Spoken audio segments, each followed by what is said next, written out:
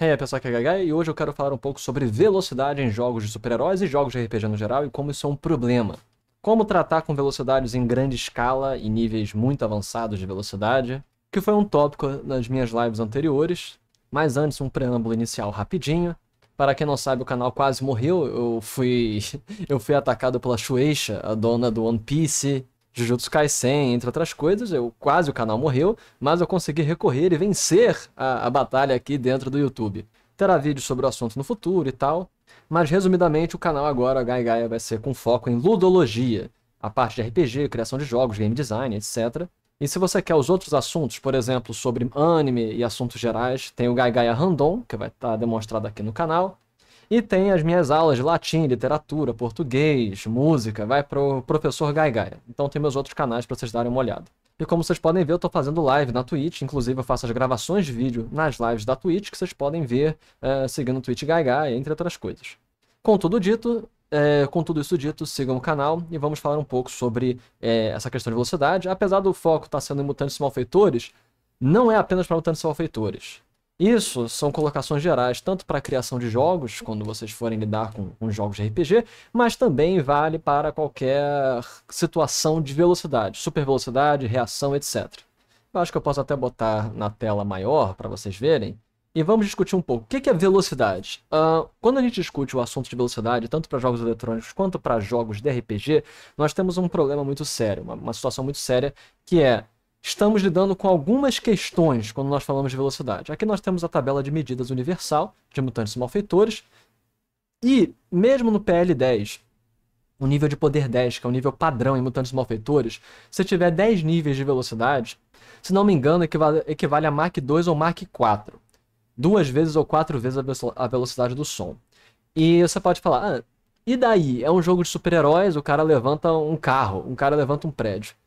Velocidade é uma situação muito complicada. Se você for ver a escalação das coisas, a escala que faz a velocidade chegar numa situação muito grotesca e difícil de se lidar é muito mais rápida do que a escala de força. Porque você vê aqui, por exemplo, você vai escalando a força, se você seguir todo o padrão normal da tabela de mutantes e malfeitores, que vai dobrando a cada nível, então você vai de 2 para 4, para 8, para 15, 30, 60, 120, 250 e por aí vai. Quando você vai para a velocidade, é muito mais perto de você chegar no topo da velocidade universal, que é a velocidade da luz, do que você chegar a topo de força, que seria, por exemplo, o peso do universo, ou o peso de todo o cosmos. Enquanto que de um lado você precisaria de força 100, 120 em mutantes e malfeitores, para você chegar na velocidade da luz, seria algo do tipo 60, 50. Então é muito mais. O teto da velocidade é muito mais baixo. Então, nós temos aqui várias questões para discutir. Vamos discutir primeiro, antes de nós irmos para a parte super chata, que é a parte mecânica, a parte estatística da coisa, e fala sobre números. Vamos falar dos problemas gerais de velocidade. Mas, apesar de nós estamos falando de mutantes e malfeitores, tem um RPG também que velocidade se tornou sinônimo de problemas seríssimos. 2 RPGs. Um deles é Vampiro, a Máscara, quando você vai para o poder de celeridade, para os vampiros, para o poder de sangue, que dá ações extras para o usuário desse poder. Você gasta o seu sangue vampírico, você potencializa seu número de ações e velocidade. E um outro RPG que também ficou famoso por ter problemas relacionados como é que diz? A velocidade foi 3DT. Por 3DT antigo, que você tem a vantagem em aceleração, onde você gastava, fazia um teste, ou simplesmente automaticamente conseguia, dependendo da edição do 3DT, ou gastava mana, e você simplesmente podia atacar, bater e ir embora. Mas você fala, atacar, bater e ir embora, sair do alcance do oponente antes que ele pudesse te atingir. Então nós temos aqui uma situação bem direta. De um lado nós temos Vampiro, que dá celeridade para te dar ações extras, do outro nós temos 3DT, que faz com que velocidade você saia do alcance do oponente, e aí nós vemos as duas questões de velocidade. E nós temos a velocidade também narrativa, que é a rapidez, que te permite fazer ações normais do cotidiano sem se preocupar, que tem em mutantes e malfeitores também. E aí o que nós observamos? A velocidade, a capacidade de reflexos, agilidade, você ser muito rápido, interfere em alguns aspectos que tornam o jogo muito quebrado. Um dos menos quebrados costuma ser a velocidade como esquiva, a depender do jogo. Se você vai para GURPS, uma esquiva muito alta, especialmente se você tem um padrão de tempo alterado, é algo quebradíssimo. Mas normalmente a esquiva, isso é uma coisa para vocês terem em mente em jogos de RPG e jogos eletrônicos também, esquiva normalmente equivale a pontos de vida extra. Por quê? Se você tem 15% de esquiva, 30% de esquiva, equivale a ter mais vida. É como se você tivesse mais vida para perder porque parte dos ataques te falham. Isso é um pouco mais complicado de se discutir, a matemática é um pouco mais severa do que simplesmente dizer isso, mas você pode equacionar esquiva com ponto de vida extra. Você pode ter uma build, um personagem que é focado em tanque, seja tanque de esquiva, seja em tanque de vida. E aí vai depender, você tem ataques que ignoram esquiva, você tem ataques em área, você tem ataques que você tem uma build que cura, então você tem um clérigo que te cura, você tem formas de proteger distâncias de dano, então tem outras discussões mais específicas para esquiva. Mas o foco nesse vídeo não é o ponto de vista de esquiva, que normalmente esquiva não é tão quebrado ou tão problemático quanto que eu vou falar. Que são o deslocamento, velocidade enquanto deslocamento, velocidade enquanto... também tem velocidade enquanto precisão, crítico, que também normalmente não é tão quebrado. Os pontos centrais são velocidade enquanto deslocamento, certo? E velocidade enquanto ações extras. Estes são os dois principais problemas. E velocidade enquanto rapidez. Vamos falar de rapidez, que é o mais simples. Rapidez, tanto em mutantes malfeitores quanto em outros sistemas, significa a capacidade de você agir com ações normais fora de combate, mas ser capaz de fazer diversas ações normais fora de combate sem isso tomar muito tempo. Isso é rapidez. O que acontece? Rapidez ela é quebrada se você tiver associado com coisas como invenção, criação, pesquisa, estudo. Num RPG sério, e um jogador que tem interesse de quebrar o sistema, ou se o mestre não tiver cuidado, rapidez permite... Tem, por exemplo, sistemas que permitem que você faça ações do cotidiano para ganhar pontos de experiência. Alguém que tenha rapidez, seja capaz de fazer muito mais ações do que uma pessoa normal, pode estudar livros e livros inteiros em segundos. Então ele vai ganhar muito mais experiência do que os outros e vai quebrar o sistema em poucos momentos. Existem alguns jogos eletrônicos que permitem isso, eu agora não lembro de cabeça, mas tem alguns jogos eletrônicos que permitem que você tenha mais ações de crescimento do que as pessoas normais. Tanto que nós temos séries como Solo Leveling e outras séries de anime, mangá, onde o personagem é um bosta, mas ele tem um potencial de crescimento infinito e ele acaba superando os outros. Então, rapidez, isso aí vale também para alguns RPGs que permitem que você ganhe XP melhorado em relação a outros jogadores. Como, por exemplo, D&D antigo, como Humanos e outras coisas. Você tem que tomar muito cuidado, porque no longo prazo, se for uma campanha longa, essa galera que tem esses poderes que permitem ações prolongadas, feitas de maneira mais rápida, podem quebrar o sistema e destruir os outros jogadores em comparação. E, principalmente, mesmo se você não estiver considerando a XP extra, rapidez enquanto você fazer ações padrões, ações comuns do dia a dia, ainda é quebrado se você tiver invenção, porque você vai poder fazer máquinas avançadas e eventualmente você vai quebrar também o jogo. Isso também vale para jogos eletrônicos. Rapidez, mesmo para ações fora de combate, é quebrado a depender do que aconteça. Então esse é um ponto. Vamos agora para os pontos mais comuns. É por que eu sempre falo que velocistas estão entre as coisas mais quebradas que você pode ter em um jogo de super-heróis. E as pessoas têm que tomar muito cuidado. Talvez um dos mais que as pessoas... Galera voadora, eu vou fazer um vídeo só sobre voar, que é extremamente quebrado também. Mas voar e correr rápido. Correr rápido, ser um velocista, galera. Ser um velocista é um problema sério. Um problema seríssimo. Então, o cara com velocidade 15, esse aqui tem 100 mil km por hora. 100 mil km por hora.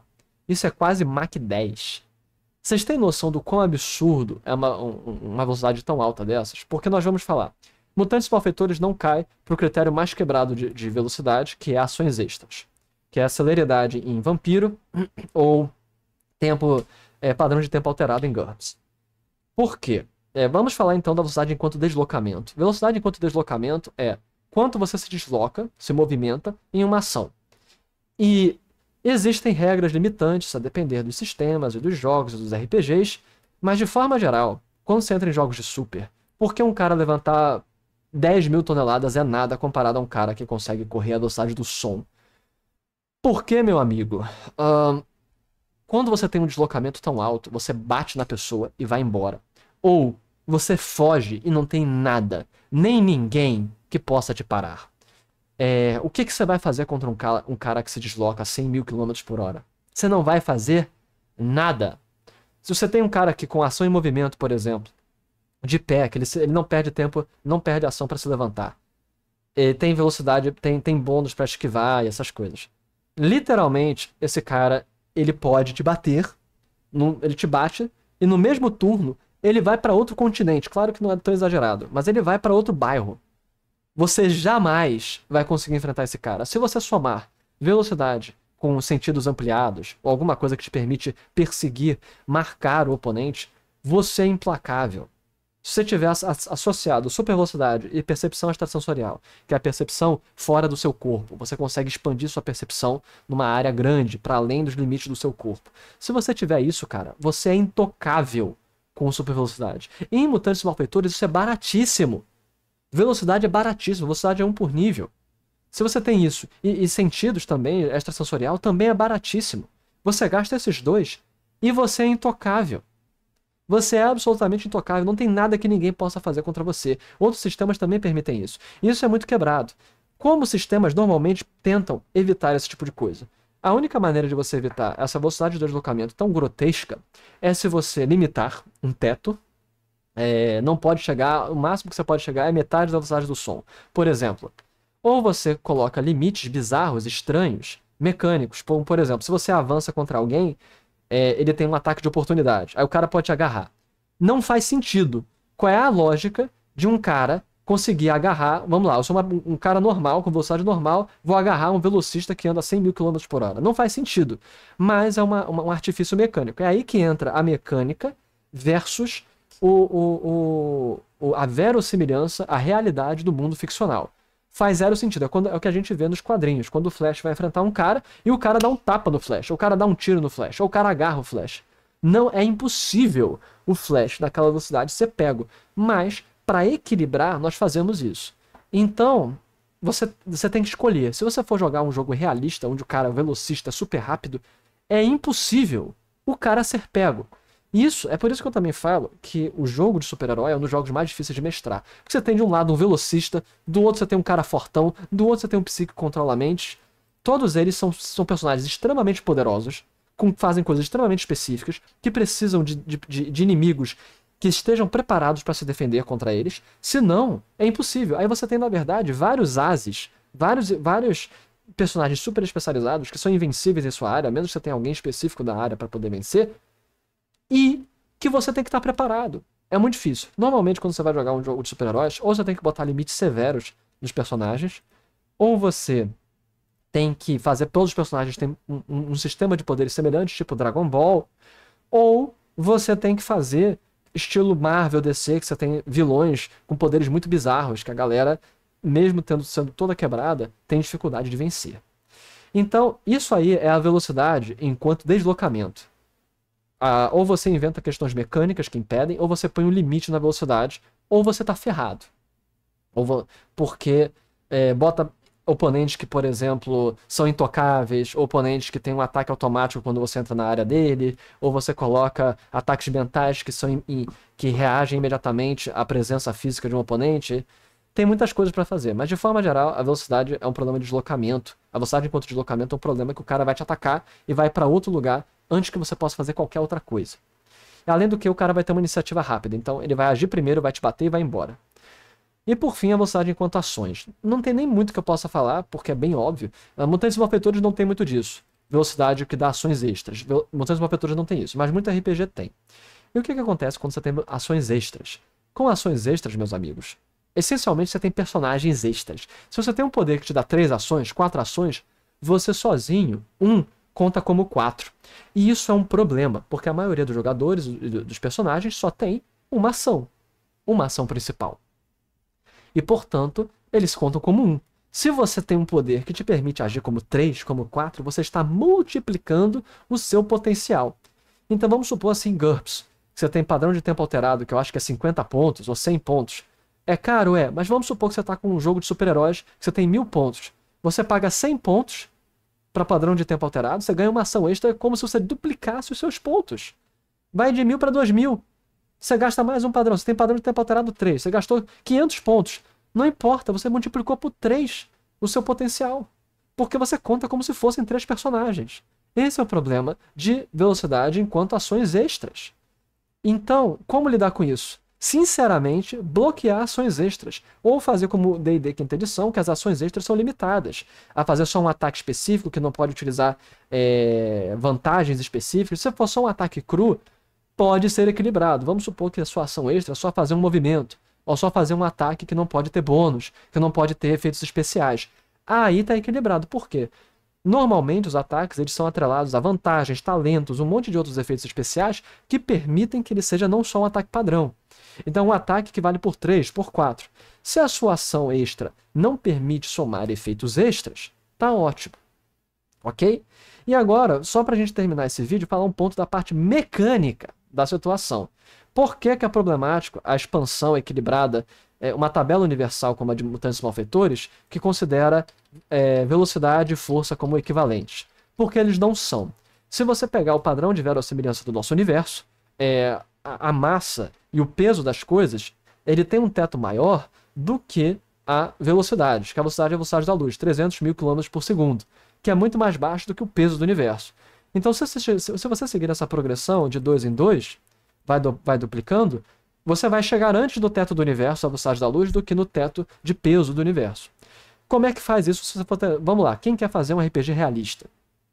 Você tem que botar padrões diferentes nas tabelas. Enquanto que a massa dobra, a velocidade aumenta em 10%, por exemplo.